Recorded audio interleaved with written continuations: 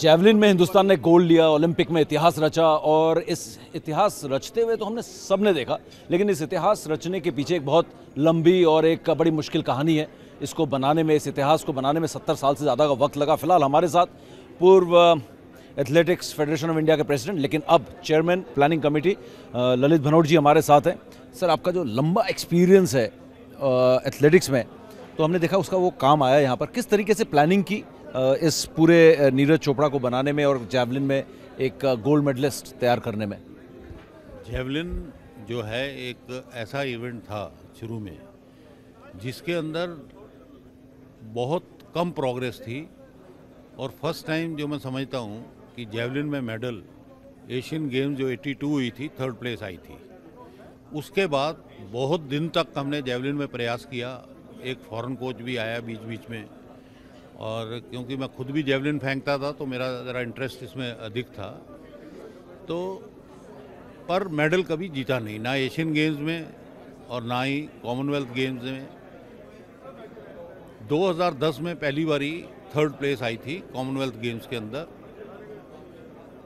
लेकिन हमारे पास डेप्थ इस इवेंट में, क्योंकि कंटिन्यूसली हम कैंप में रख रहे थे, डेप्थ बढ़ती जा रही थी, तो इस बात की हमने विचार किया कि अच्छा होगा कि अगर जैवलिन के ऊपर अधिक फोकस किया जाए और लोगों को लाया जाए, इस इवेंट में हम इंटरनेशनल लेवल पर कर सकते हैं। क्योंकि हमारे कुछ यंग एथलीट 80 मीटर प्लस उस समय कर रहे थे और ऐसी आशा की जा सकती थी कि अगर अच्छे कोच हों, अच्छा इंटरनेशनल एक्सपोजर हो, अच्छी ट्रेनिंग की हो इनको, तो ये हमें कुछ अच्छा रिजल्ट दे सकते हैं। उस चीज़ को देखते हुए हमने जैवलिन नेशनल शुरू की एक, जिसमें केवल जैवलिन ही सब एज ग्रुप्स में कंडक्ट किया जाता है, जिससे जैवलिन इवेंट के अंदर काफ़ी डेप्थ हो गई, काफ़ी लोग आ गए। और हमने 2 फॉरेन कोचेस, एक यूवी हॉर्न जो खुद वर्ल्ड रिकॉर्ड होल्डर रहे हैं, 100 मीटर से अधिक उन्होंने जैवलिन फेंका था, और डॉक्टर क्लाउज, इन दोनों को लेके आए और उनको हर प्रकार की सुविधाएं दी, कंपटीशन भी दिए, फॉरेन में ट्रेनिंग भी 6-6, 8-8 लोग भेज के बाहर करवाई। तो उससे जैवलिन काफ़ी फोकस में आ गया और कौन जैवलिन में जीतेगा इस चीज़ का पहले से सोचना, एंटिसिपेट करना मुश्किल हो गया। अभी की नीरज हमेशा जैवलिन में लीडर रहा पिछले कुछ वर्षों में, लेकिन बाकी एथलीट भी कम नहीं थे। चाहे शिवपाल को कहो, वो कंसिस्टेंट नहीं है, लेकिन 86 मीटर जैवलिन वो भी लगा देता है। रोहित यादव भी बहुत अच्छा लड़का एक है, यंग है। साहिल है, देविंदर है, रजिंदर है। तो ये सब लोगों ने 84, 85 किसी न किसी समय में मारेंगे। अगर आपने देखा होगा, एक एथलीट पिछली बारी वर्ल्ड चैंपियनशिप लंदन में फाइनल में भी पहुंच गया था। तो जैवलिन में बहुत डेप्थ है। अब इसको फर्दर स्ट्रेंथन करने के लिए हमने एक और प्रोग्राम अभी इसको किया है, जिसमें थोड़ा ऑनर नीरज की भी होगी कि 7 अगस्त को इसने जो मेडल जीता, गोल्ड मेडल जैवलिन में, तो सारे देश के अंदर सब जो स्टेट चैंपियन एसोसिएशंस हैं, वो एक जैवलिन का कंपटीशन सब एज ग्रुपों में करवाएंगे। और इसको हम ये भी सोचते हैं, इसको और स्ट्रेंथन करने के लिए आने वाले समय में हम इसको डिस्ट्रिक्ट लेवल पर ले जाएंगे। सब डिस्ट्रिक्ट इसका जैवलिन का कंपटीशन कराएंगे, लेकिन उसके लिए थोड़ा अभी वेट करना पड़ेगा, क्योंकि जैवलिन हर स्टेट में होना ज़्यादा ज़रूरी है। इक्विपमेंट, कॉस्टली इक्विपमेंट होता है और उनको सबको प्रिक्योर करना और सब लोगों को देना, उस चीज़ में अभी समय लगेगा। लेकिन इसको हम फर्दर स्ट्रेंथन करेंगे कि इस इवेंट में जिस प्रकार फिनलैंड ने मोनोपोली की और सबसे अधिक मेडल ओलंपिक्स में जीते, उसी प्रकार भारत भी इस इवेंट के अंदर अच्छा करे और कंटिन्यूसली करता रहे। बिल्कुल। एक बात यह है कि ललित भनोट जी को अगर मैं पिछले 10 साल के, अगले नहीं, पिछले 10 साल के अगर रिकॉर्ड पूछूं जैवलिन के, तो वो कितने सेंटीमीटर, कितने मीटर और कितने सेंटीमीटर है वो भी बता देंगे। लेकिन इसके बावजूद भी आप जिस पोजीशन पर हैं, आप ग्रास रूट लेवल पर जाके या डिस्ट्रिक्ट लेवल पे जाके, गांव में जाकर आप इन एथलीट्स को देख नहीं सकते। तो ऐसा कब था पहली बार जब आपको नीरज चोपड़ा के बारे में पता चला, और कब आपने पहली बार नीरज चोपड़ा को देखा? और बीइंग अ थ्रोअर योरसेल्फ, आपको कब लगा कि हाँ, इसमें पोटेंशियल है, ये आगे जा सकता है? देखो, किसी भी जैवलिन थ्रोअर, अभी तक जो प्रक्रिया चलती रही है, जैसे आपको पता है कि हमारी एथलेटिक फेडरेशन एक अकेली ऐसी फेडरेशन है जो नेशनल इंटर डिस्ट्रिक्ट मीट करती है, और हम सबको फोर्स करते हैं कि वो अपनी डिस्ट्रिक्ट चैंपियनशिप करें, और डिस्ट्रिक्ट को बड़ा ऑर्गेनाइज्ड किया है हमने। उनके ऊपर बड़े उनका कॉन्स्टिट्यूशन बना के दिया है, मॉडल कॉन्स्टिट्यूशन। उनके अंदर कंपटीशन करवाने के लिए उनको टेक्निकल ऑफिशियल्स दिए हैं और प्री लेवल 1 कोर्स हमने शुरू किया है, जिससे कि वहाँ पर कोचिंग उनको अपने डिस्ट्रिक्ट में ही मिल सके। तो ये कहना कि हम तो हर डिस्ट्रिक्ट तक इन्वॉल्व हैं और हमारे पास सारी इन्फॉर्मेशन है, कौन सा डिस्ट्रिक्ट अपना कंपटीशन करता है और कौन से नेशनल इंटर डिस्ट्रिक्ट में आते हैं, जिसका खर्चा भी हम भरते हैं, एथलेटिक फेडरेशन देती है। जहाँ तक इसलिए हमारा जो ग्रास रूट लेवल प्रोग्राम है वो बहुत स्ट्रॉन्ग है और कौन एथलीट कहाँ पर अच्छा करता है इस बारे में हमारे पास समय समय पर सूचना आती रहती है और हम उसको मॉनिटर करते रहते हैं। जो बात रही नीरज चोपड़ा की, नीरज चोपड़ा जब नेशनल गेम्स में पार्टिसिपेट किया था तो इनका थ्रो अच्छा था और ये बहुत यंग थे उस समय। इन्होंने विजयवाड़ा में भी पार्टिसिपेट किया था जहाँ पे 64 मीटर जेवलिन मारा था काफ़ी वर्ष पूर्व। तो इसलिए मैं ये कहूँगा कि ये पहले दिन से ही, जिस दिन से इन्होंने कदम रखा नेशनल लेवल पर, उसी दिन से इनका टैलेंट सब लोगों को सामने आने लग गया। इनको हमने नेशनल कैंप में रखा और इनकी डिसिप्लिन होने की वजह से, फोकस्ड होने की वजह से और इनकी जो डेडिकेशन है उसकी वजह से ये इस मुकाम तक पहुँचे।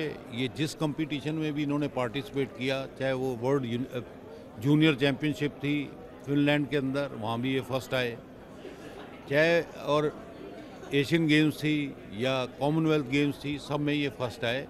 और अगर आप एक बात ध्यान से देखेंगे जिस बारे में मैं बात कर रहा हूँ, नॉर्मली जेवलिन थ्रोअर में इतनी कंसिस्टेंसी नहीं होती। वो एक थ्रो 75 मीटर मारते हैं, दूसरी थ्रो 85 मीटर मारते हैं, बड़ा वेरी करता है। और जैसे आपने देखा होगा इवन वेटर जैसे एथलीट भी जो 97 मार चुके हैं, वहाँ पे 95 पे ही वो साफ होके 85 पे ही साफ होके घर चले गए, बेस्ट ऑफ 8 में भी नहीं आए। लेकिन अगर आप नीरज के डिस्टेंस देखोगे, आप जिन 4 गेमों का मैंने जिक्र किया, सब इन 4 गेमों में डिस्टेंस 86 के अराउंड ही था, 86, 87, 88। तो इनकी कंसिस्टेंसी है जिसने इनको मेडल जिताया। एक आखिरी सवाल सर, सवाल ये कि मेडल हमें मिल गया जैवलिन में, प्लानिंग भी आपकी बड़ी ज़बरदस्त है, खुद इतने साल एथलेटिक्स फेडरेशन के प्रेसिडेंट, अब प्लानिंग कमेटी के चेयरमैन। ललित भनोट जी के दिमाग में अदर इवेंट्स के लिए, जैसे हाई प्रोफाइल इवेंट्स और भी हैं, 100 मीटर है, 200 मीटर्स है, रनिंग है, तो दूसरे इवेंट्स के लिए आपका लॉन्ग टर्म प्लान, या मैं कहूँ लॉन्ग टर्म से ज़्यादा 24 या 28 ओलंपिक्स तक के लिए कुछ प्लान है आपके पास, रोड मैप है उसके लिए? बिल्कुल, हमारा रोड मैप तैयार है इस चीज़ में और इसके ऊपर वर्क कर रहे हैं। और जो हमारा प्रोग्राम है वो लॉन्ग टर्म ही प्रोग्राम है। प्रोग्राम चलता रहता है, उसमें जो कमियां होती हैं उनको दूर किया जाता है और प्रोग्राम इन कंटिन्यूएशन रहता है। अभी जो बात है, हमने फोकस जो इवेंट्स पे किया हुआ है उनके सबके रिजल्ट्स अच्छे हैं और ये लोग काफ़ी और अच्छा कर सकते हैं। कॉन्फिडेंस ना होने की वजह से शायद उतना अच्छा अचीव नहीं कर पाए, पर डिस्कस है। ये 5वीं लड़की है जो ओलंपिक में फाइनल में पहुंची है। इससे पहले भी नीलम जयसिंह थी, पूनिया थी, कृष्णा पूनिया, हरवंत कौर थी, सीमा पूनिया थी। तो इन लोगों ने भी बहुत अच्छा प्रदर्शन किया और हमेशा ओलंपिक में क्वालिफाई कर एशियन गेम में, कॉमनवेल्थ गेम में अगर आपको याद हो तो हमने 3 मेडल जीते थे, फर्स्ट, सेकंड और थर्ड डिस्कस थ्रो में, जब दिल्ली में हुई थी। और सीमा जो है वो हर पिछले 3 कॉमनवेल्थ गेम्स में मेडल जीतती है, एशियन गेम में भी फर्स्ट आई। तो इस इवेंट में हमारे डेप्थ है, पर लोग ज़्यादा इन्वॉल्व नहीं होते। हमने काफ़ी कोशिश की, पर मैं आशा करता हूँ इसके ऊपर अगर कंसंट्रेट किया जाए, कमलप्रीत के ऊपर, ये भी बड़ी पोटेंशियल थ्रोअर है और ये आने वाले समय में ये भी 70 मीटर डिस्कस लगा सकती है। इसी प्रकार वॉक की भी हम सेपरेट नेशनल कराते हैं, उसके अंदर भी बहुत पोटेंशियल है। किसी समय में अगर आपको याद हो भी एशियन गेम्स हुई थी तो लोगों को पद्मश्री मिले थे, उनकी परफॉर्मेंस केवल 1 घंटा और 30 मिनट थी और आज हमारी लड़कियों का रिकॉर्ड 1 आवर एंड 29 मिनट्स है। और कितने लोग 1:20 या उसके आसपास वॉक करते हैं 1 घंटा और 20 मिनट के, इस बात मेरा ख्याल है 10-12 लोग ऐसे हैं। तो इसका सेपरेट होता है। इसमें वॉक के अंदर अकेले में पार्टिसिपेशन जो होती है 300, 250, 300 एथलीट आते हैं डिफरेंट सेक्शंस में।